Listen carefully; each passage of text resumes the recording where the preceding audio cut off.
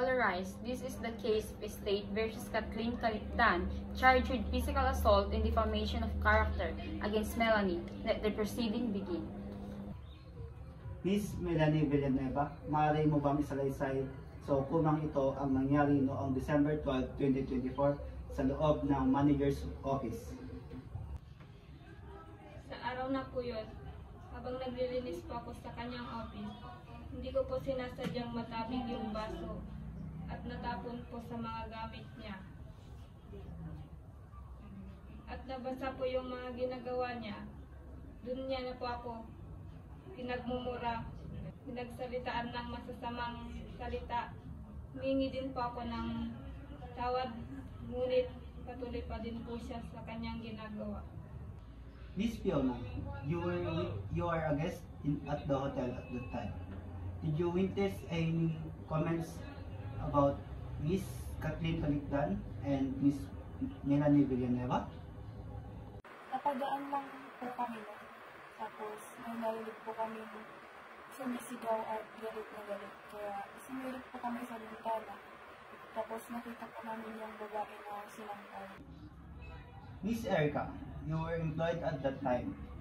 Did you witness any interaction between Miss Kathleen Calicdan and Miss Melanie Villanueva? Noong araw na yon, oras ng 1:00 ng hapon, nakita namin si Melanie na naglilinis sa office ng kanyang amo.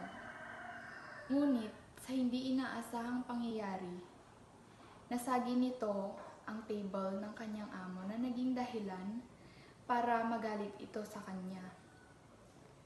Siya ay humihingi ng tawad, ngunit galit na galit ang kanyang amo. At bigla siyang sinampal. Miss Kathleen Calicdan, maaari mo bang ipaliwanag ang mga nangyari noong December 10, 2024 sa loob ng iyong opisina? Hindi po totoo lahat ng akusasyon ni Melanie tungkol sa akin. Sa katunayan nga po, inabutan ko pa siya ng punas at tinulungan linisin yung natabig niyang tubig. Hindi din po totoo na sinaktan ko siya tulad ng sinabi niya.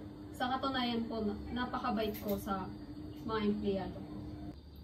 Sa katunayan na yon, hindi po totoo lahat ng sinabi ni Miss Melanie.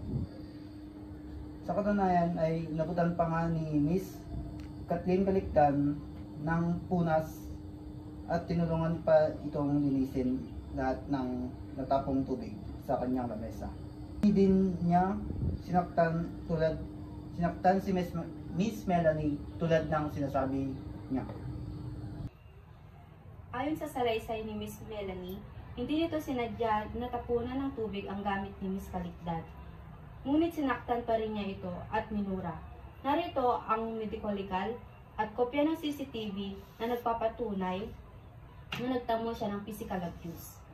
Narito din sa hukumang ito ang 2 witness na nagpapatunay na pawang katotohanan ang salaysay ni Miss Melanie. Meron ka bang ebidensya na nagpapatunay na lahat ng akusasyon nyo sa aking kliyente ay totoo?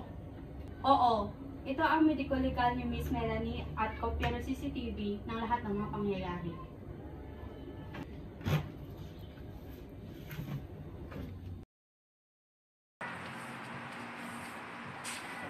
Ay, sorry po. Ano ba yan? Napakasimple na lang nagagawin mo? Di mo pa magawa ng maayos? Pasensya na po ma'am, hindi ko po sinasadya. Tataka-taka ka? Ano bang nadapos mo? Sorry po ma'am. Magsusorry ka pa talaga? The court finds that the defendant, Kathleen, guilty of defamation of character and assault. Sentencing will be determined at a later date.